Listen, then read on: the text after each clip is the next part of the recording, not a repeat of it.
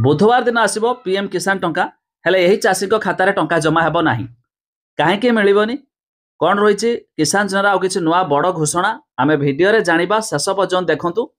जदि आपण भी जड़े किसान योजना हिताधिकारी होते एथिरे वर्ष को 3टी किस्तर टंका पाँच तेरे आगामी आसवाक अच्छी माने बुधवार नवेम्बर मास 19 तारिख में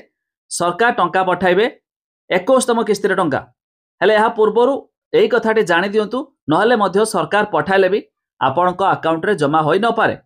भिडियो आम जाना ता पूर्वर गोटे लाइक करेंगे सब्सक्राइब करनथिले एबे सब्सक्राइब करी पाखर थिबा घंटी चिन्ह को दबाई दिंतु। प्रथम तो जानतु मो केंद्र सरकार तरफ पीएम किसान रो शुभारंभ कराई यह वार्षिक 3टी किस्त 2,000 बंटन होची एमती कि किसान योजना माध्यम एपर्यंत 20तम किस्तिर टंका सरकार को चाषी मान को पठा सरला सरकार तरफ किंतु एबे जो रिसेंटली नवेम्बर मास 19 तारिख में आगामी बुधवार आसो आउ 2000 टंका 21तम किस्ती किंतु सरकार यार पोर्टाल माध्यम सफा सफा घोषणा करिसेंती ई केवाईसी इज मैंडेटरी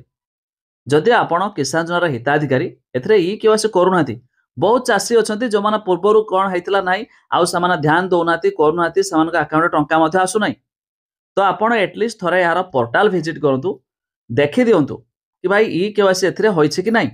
जदि हेइथिबो ठीक नहले आपण निजर आधार नंबर जरिया घरे बसी मोबाइल थ्रू रे मध्य करदेबे आ यह कराई नबा निहाती जरूरी तेबे मध्य आपण किसान योजनार टंका आगामी जो सरकार देबे 21तम किस्त टंका पाई पारबे। एई मध्यरे आउ एक बड़ घोषणा आसुछि बहुत हिताधिकारी अच्छा जो मानकर चाष जमी 2 एकर प्लस से माने बड़ चाषी हिसाब से आसुछंती किसान टंका पाउछंती राशन कार्ड भी सेमानकर अछि तो सरकार घोषणा करुछंती खूब शीघ्र एमानकर राशन कार्ड मध्य बातिल होई जिवो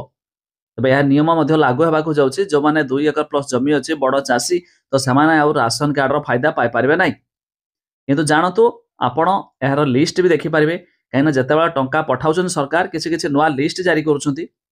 कहीं जे किसान योजना वर्षक 12 मास मध्य चालू रोचे आवेदन प्रक्रिया बा ऑनलाइन अप्लाई प्रोसेस जो जो हिताधिकारी अप्लाई आरंभ हो अप्रूव हो जाउछि तो सेमानकर लिस्ट रे नाम चढ़ुछि जाफर सेमाने मध्य पाई पारबे। तो लिस्ट देखिया पाई हेले ई केवाईसी करिया पाई हेले वेबसाइट लिंक आमे देछु डिस्क्रिप्शन ले चेक कर दियंतु।